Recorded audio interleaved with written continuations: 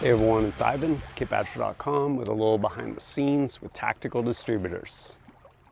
When I was over competing in Midnight Brutality, already on the East Coast, had the opportunity to drive over Virginia Beach and meet up with my buddy Todd, who is there at Tactical Distributors, and kind of gave me a rundown of who they are, what they do, and a little look into it.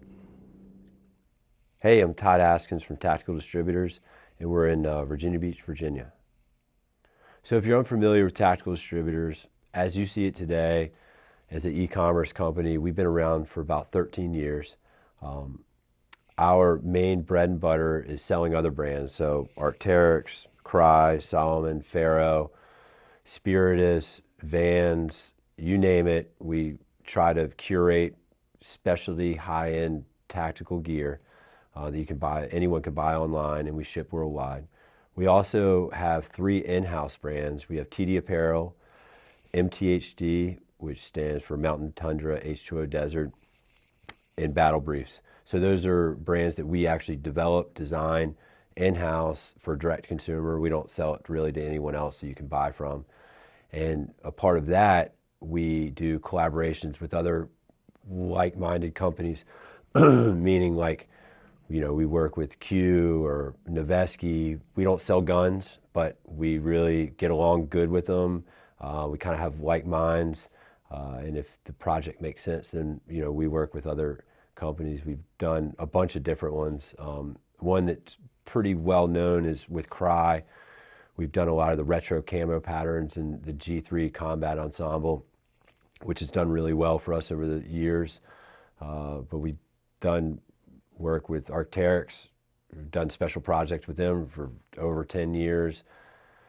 I'll try to think of some other ones. Warm Fuzzy, LBT, Princeton Tech, Smith Sunglasses. I don't know. Over the years, we've done quite a few of them, and they're really fun to do.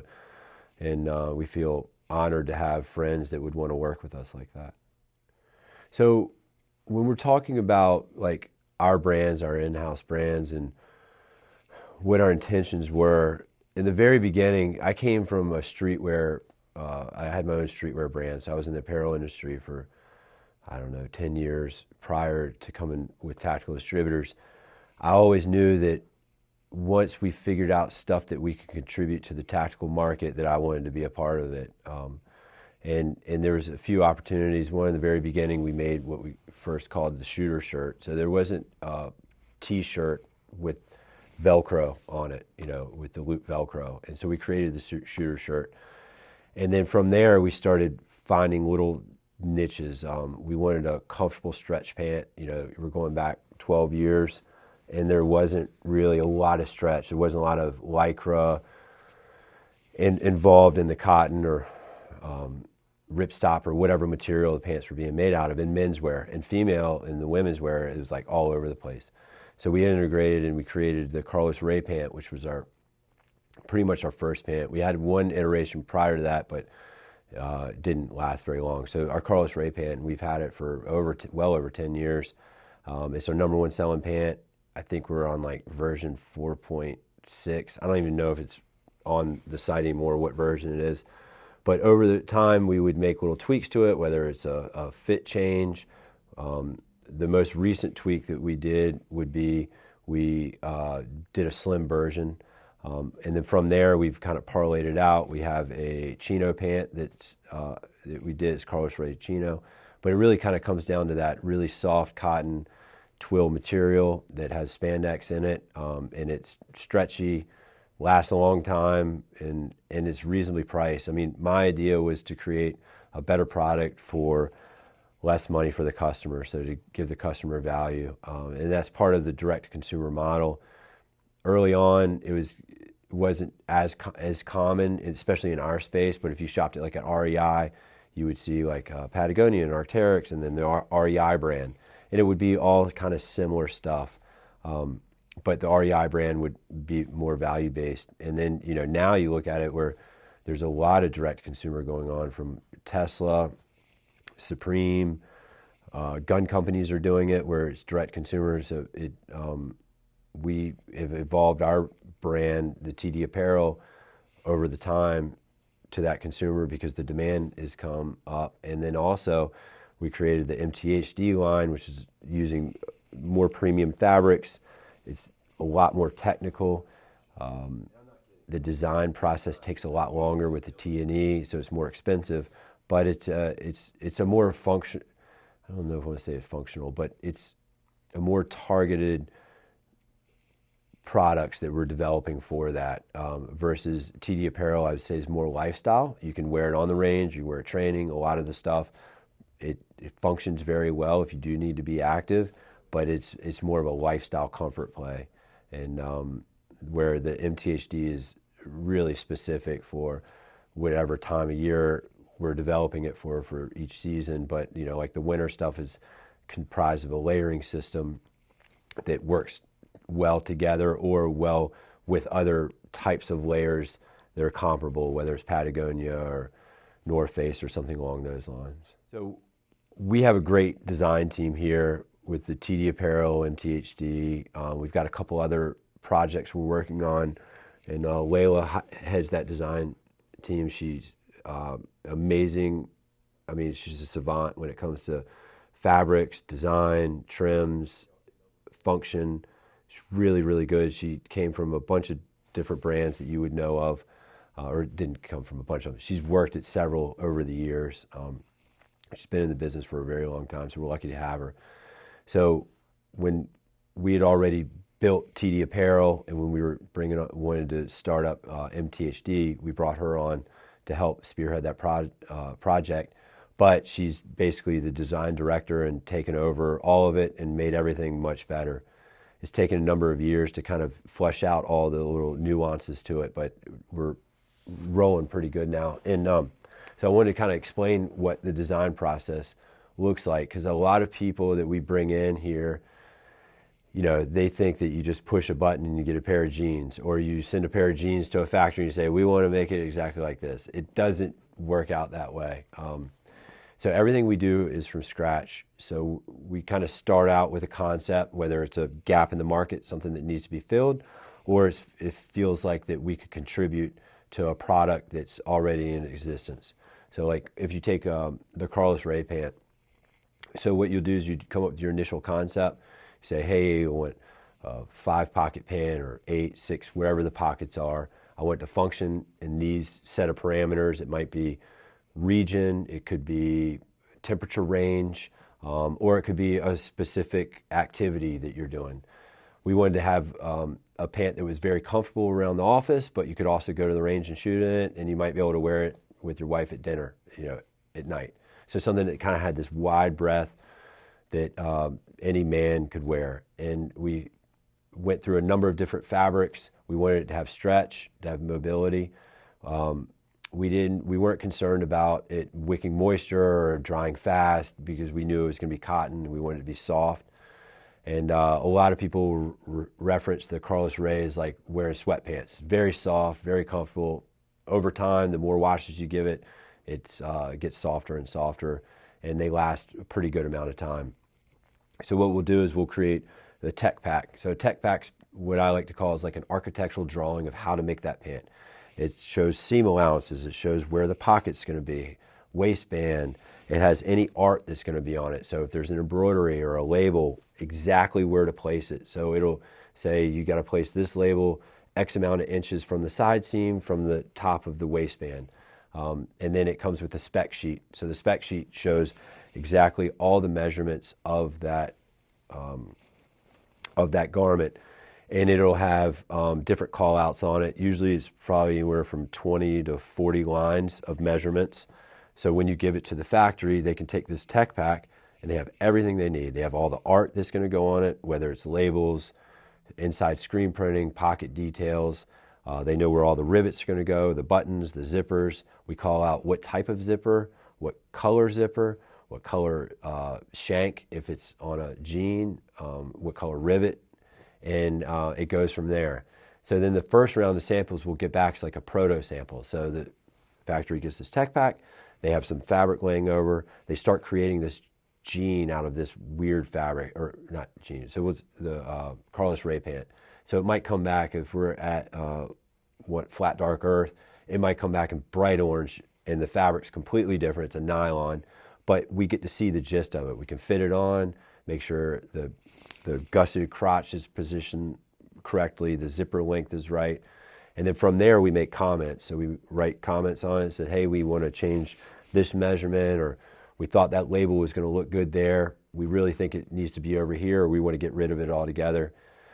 From those comments, they're starting to, while we're getting this proto sample, we're making these comments. The factory's already getting the fabric started up. They're getting all the trims made.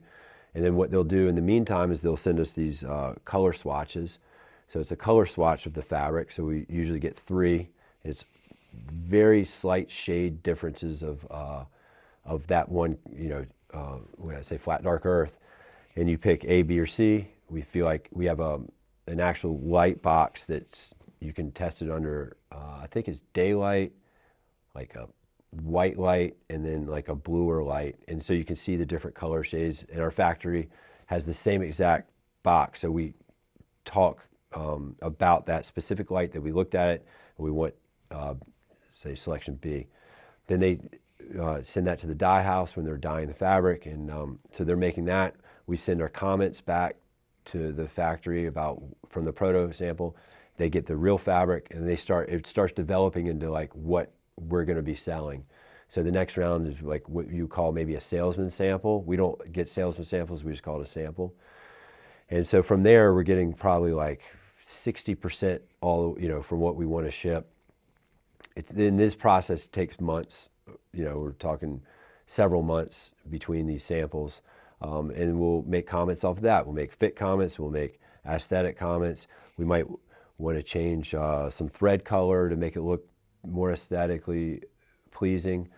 But as you get down the path, you get less and less opportunities to make changes. Like at this point, we can't change anything about the fabric because the fabric's already being milled and dyed.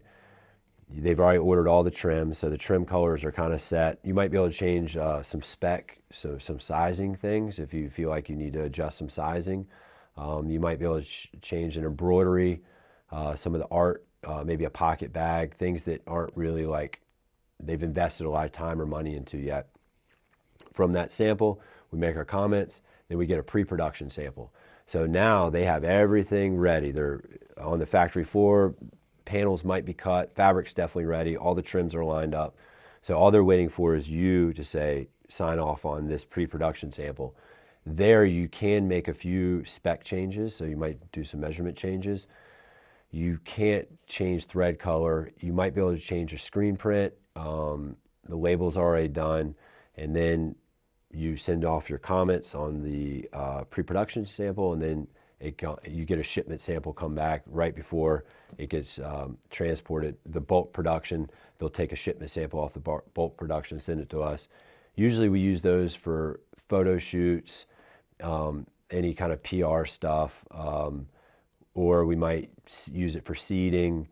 And then we definitely have like all of our sample racks, which we're going to show you, has every iteration of these different samples on it.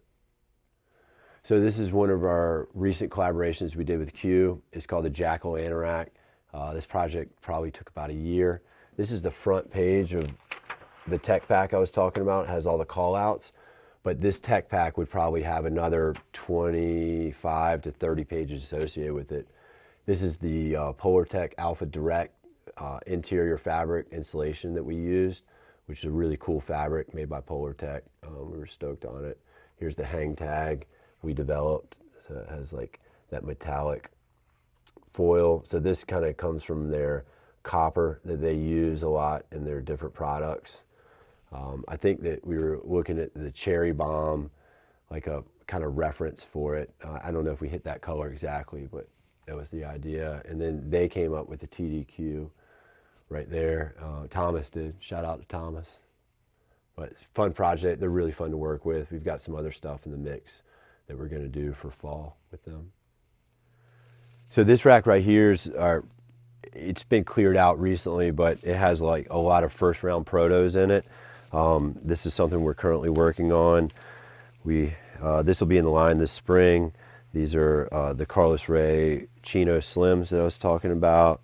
Corduroys. This is the Interact that we did with Q. It's like a first, this is definitely not first round proto. This is probably second or third round. We were talking about we were going to do a wax canvas jacket at one point for TD Apparel. Never made it. So some of this stuff's made it, some of it hasn't. But as you can see, like this is the Cordell combat pant. They gave us in some wild camo. It actually looks pretty cool. It's like a Flectarn-ish. I don't even know what that is. You say that's Flectarn? Yeah, it's kind of close to it. I think Flectarn is a little bigger, but yeah, it's been. So this is our Proto Rack that we keep the samples of, so we can make comments on them, and we have a reference point for everything. So this is the MTHD line. So method. This is this whole line is a system. If you look back here, you got level 5. So the level 5 is the top level, starts at 1, goes to 5. So this will be your outer shell. This is made from 2 different types of event fabric. I think this is called a mountain shell jacket. We did several different colors in it, but this whole rack right here is all MTHD. Different seasons we've done stuff. This is one of the installation puffies we did. 2 different ones we did. It's reversible. It's kind of cool. It's got Cordura nylon shell, and then it's got a Polar Tech side vent for ventilation. I can't remember what the insulation we used. This was several seasons ago. It's reversible, so it's got the kind of coyote brown and then the Ranger-ish green on the inside. Then we did base layers.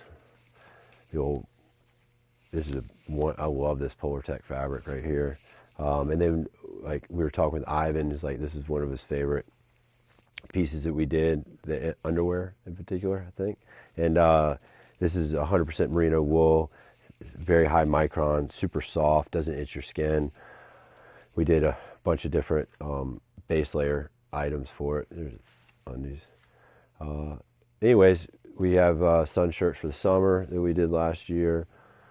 Did some trail running shorts. We did this crazy trail running short that was like way over design. It was way too expensive, but it was cool. It has a waterproof pocket for your cell phone in your back. It's got all these like little mesh pockets for gel packs or keys or whatever. Polar Tech underneath. It's fun. We love this.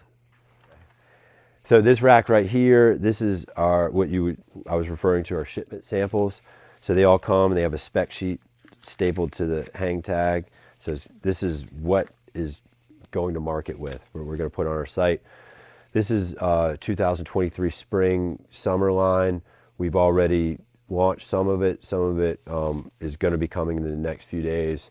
We did the Neptune pants already. We've got the Neptune shorts coming out. Like the Neptune pants come in a standard fit, a slim fit. We've got some really cool sun shirts coming out. I love the sun shirts. Like, older I get, the more I hate the sun, but I'm in it a lot. We got Tiger Stripe, and then we did the Desert Tiger shooter shirts. We got some button-ups. I mean, there's a ton of workout shorts. The Lounge Lizard. We did this. You'll like this, Ivan. This is gonna be your new workout uniform. The Water Cap board shorts. We did kind of color block camo, Zaire Tiger waistband.